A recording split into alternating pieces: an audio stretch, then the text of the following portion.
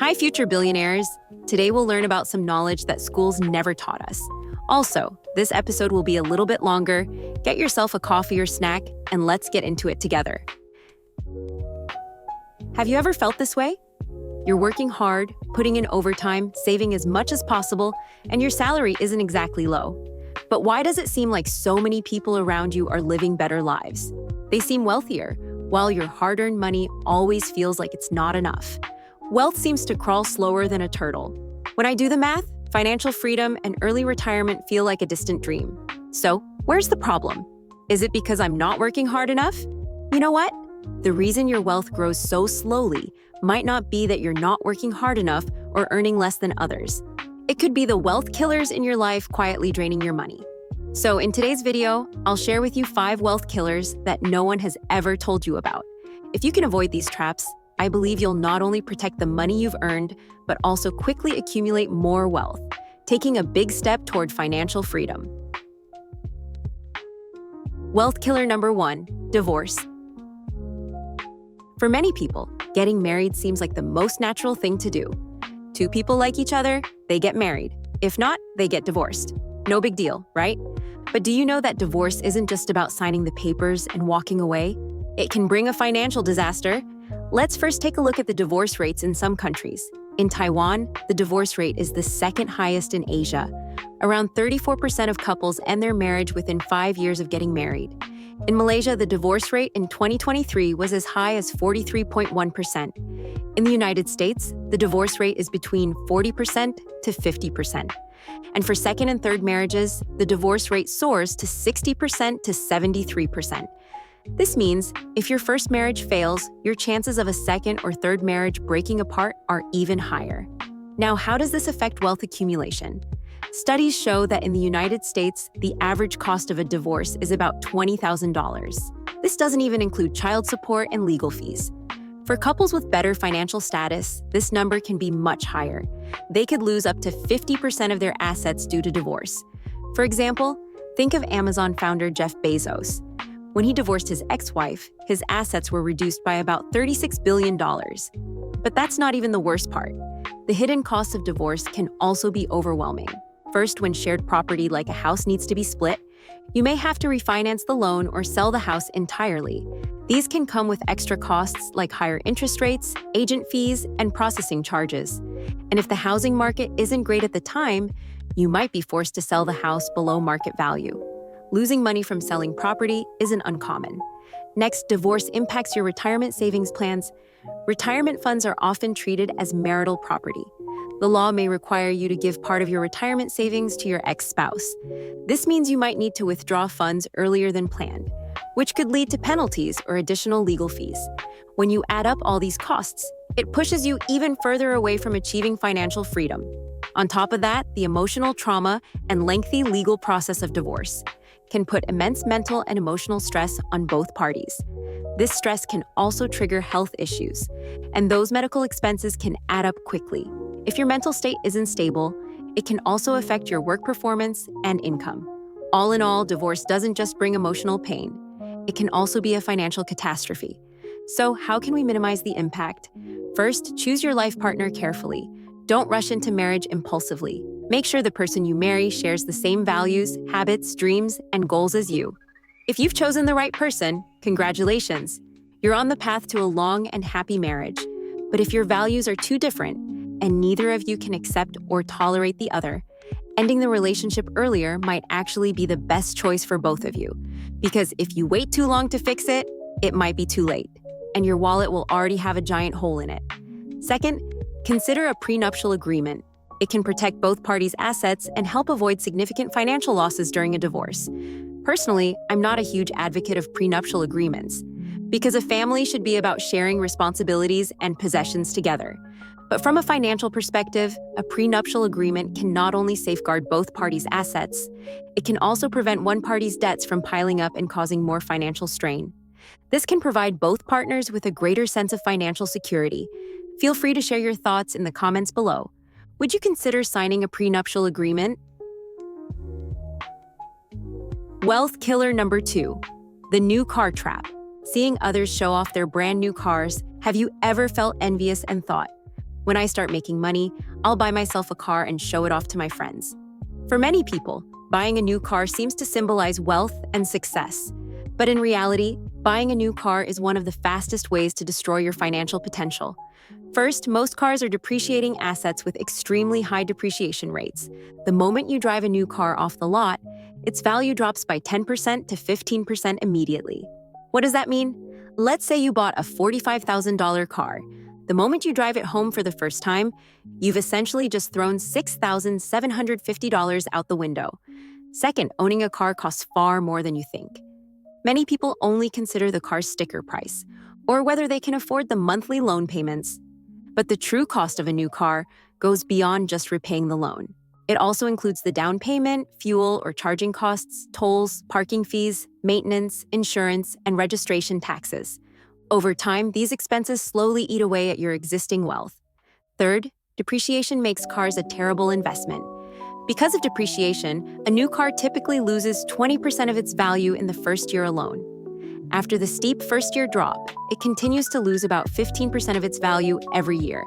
By the time the car loses its new car smell, its value has likely dropped by around 60%. This is equivalent to putting your money into an asset guaranteed to lose value, while missing out on opportunities to grow your wealth with that money.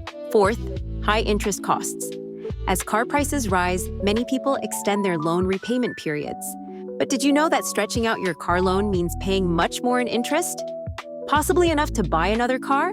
Let's break it down with examples of 5-year and 9-year car loans. Assume an annual interest rate of 4%. For the first car, after the down payment, the loan amount is $30,000. The annual interest is calculated as $30,000 times 4%, which equals $1,200 per year. For a 5-year loan, total interest is $1,200 times 5 equals $6,000. For a 9-year loan, total interest is $1,200 times 9 equals $10,800. By choosing the 9-year loan instead of the 5-year loan, you pay an extra $4,800 in interest. Now let's look at a more expensive car, maybe a Mercedes or BMW. After the down payment, the loan amount is $70,000. The annual interest is $70,000 times 4%, which equals $2,800 per year. For a 5-year loan, total interest is $2,800 times 5 equals $14,000. For a 9-year loan, total interest is $2,800 times 9 equals $25,200. With the 9-year loan, you pay an extra $11,200 in interest compared to the 5-year loan. And this is just the interest, not even the monthly payments. For the 9-year loan, the total interest of $25,200 is equivalent to 36% of the $70,000 loan. This means the interest alone could have bought you a used car. Or in other words, you just gifted a car to the bank. In summary, the longer the loan term, the more interest you'll have to pay. Even for a cheaper car, extending the loan term will increase the total interest paid. This raises the overall cost of buying a car, meaning you'll spend much more for that new vehicle. So, how can you prevent your car from becoming a wealth killer? When thinking about buying a car, consider these 3 questions. Can I afford it with my current financial situation? Is owning a car an absolute necessity for me? Are there alternative solutions, like carpooling or moving closer to work? What value will the car bring to me? What's the opportunity cost? How else could I use this money if I didn't buy a car? If you truly need a car but want to minimize its financial impact, a simple and effective solution is to avoid buying a brand new car. Instead, consider purchasing a used car that's 3 to 5 years old. This allows you to avoid most of the depreciation losses and get a reliable vehicle at a much lower cost. Additionally, choosing a car with low fuel consumption and low maintenance costs can help you save significantly in the long run. Wealth killer. Number 3, waiting for the perfect time to invest. Many people make mistakes when they start investing. First, if the market is near a historical high, they often say, I'll wait for the market to cool down before investing. Second, during a bear market, they panic and sell their stocks, waiting for a better time to re-enter. You might think this strategy will maximize your benefits, but in reality, these are fatal mistakes for wealth accumulation. According to Fidelity Investments, If you invested $10,000 in the S&P 500 in 1980 and held it until 2022, that investment would have grown to $1.08 million. But if you missed the 5 best performing days during that time, your returns would drop by 38%. If you missed the 10 best performing days, your returns would decrease by 55%, leaving you with just $483,000. If you missed the 30 best days, you'd lose 83%, and if you missed the 50 best days, you'd lose 93%. Clearly, not investing at all results in the greatest opportunity cost. This example shows us timing the market is incredibly difficult. The best strategy is to invest consistently and avoid frequent buying and selling. With enough patience, the market will eventually reward you. If you try to avoid market volatility, you'll likely miss the best opportunities for growth, leading to significantly reduced returns.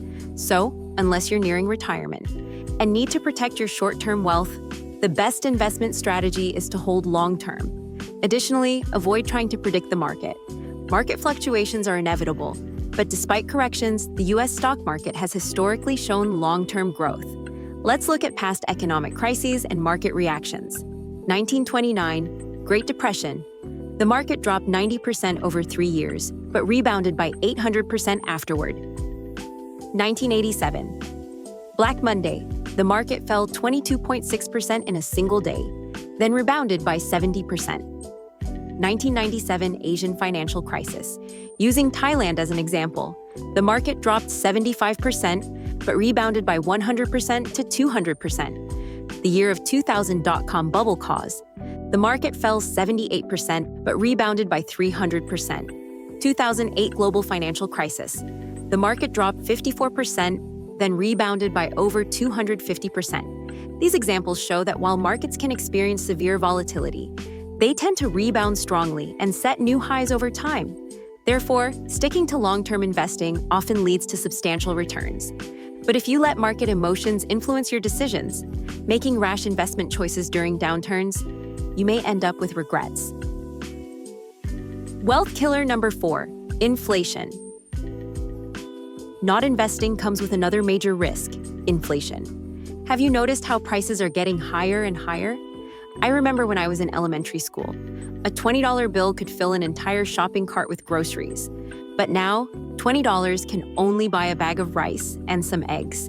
In recent years, we've all felt the pressure of rapidly rising prices. In 2022, for example, the annual inflation rate reached nearly 9%. What does 9% mean? If something costs $100 today, next year, it might cost $109 to buy the same thing. What's worse, inflation is often irreversible. Once prices go up, they rarely come back down. This means the money in your hands becomes less valuable over time, and your purchasing power keeps shrinking. But inflation's impact doesn't stop there. Take housing prices, for example. When inflation rises, the cost of materials also increases. This pushes housing prices up, making homes more expensive. As a result, people find it harder to afford a home. To combat inflation, central banks often raise interest rates. When interest rates go up, borrowing becomes more expensive.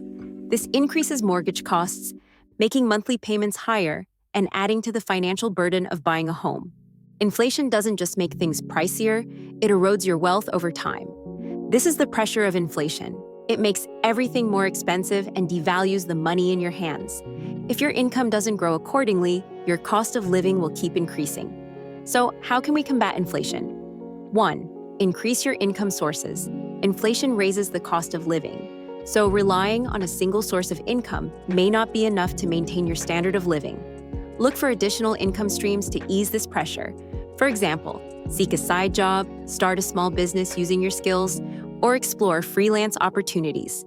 This can not only improve your financial flexibility, but also provide extra security during economic fluctuations. 2. Adjust spending habits and budgeting. During inflationary periods, controlling expenses is crucial. By saving smarter and cutting unnecessary spending, you can better manage the stress of rising prices. 3. Invest to fight inflation. Inflation erodes the purchasing power of cash. Relying solely on savings isn't enough to counter its effects. Consider investing some of your funds in assets that appreciate in value, such as stocks or real estate. This can help you outpace inflation, protecting your money from losing value while also growing your wealth. For those with lower risk tolerance or limited funds, investing in stocks that don't require loans is often a better choice. However, the most important thing is gain knowledge before investing. Only by understanding the market can you minimize investment risks. Wealth killer number 5, high interest debt. We discussed this in detail in a previous video. If you haven't listened to it yet, make sure to visit our page and look for the episode titled, How to Easily Avoid Financial Pitfalls. In that episode, we cover effective strategies to manage and eliminate debt. Check it out to learn more. All right, we've talked about 5 big wealth killers that might be draining your finances without you even realizing it. First, divorce. It's not just an emotional blow. It can be a financial disaster too. Choose your partner carefully and consider a prenuptial agreement if needed. 2, the new car trap. A brand new car might look nice, but depreciation and hidden costs make it one of the quickest ways to lose money. A good used car is often the smarter choice. 3, waiting for the perfect investment moment. Timing the market is almost impossible. Stick with consistent long-term investing and let the market work for you. 4, inflation. It eats away at your money's value over time. Focus on boosting income, managing expenses, and investing in assets that grow with inflation. 5, high-interest debt. Don't let debt weigh you down. Deal with it head-on before it spirals out of control. Building wealth isn't just about making money. It's about protecting it and making it grow. If you found this episode helpful, hit like, share it with someone who needs it, and don't forget to subscribe for more practical financial tips. Let's keep moving closer to financial freedom. See you in the next one.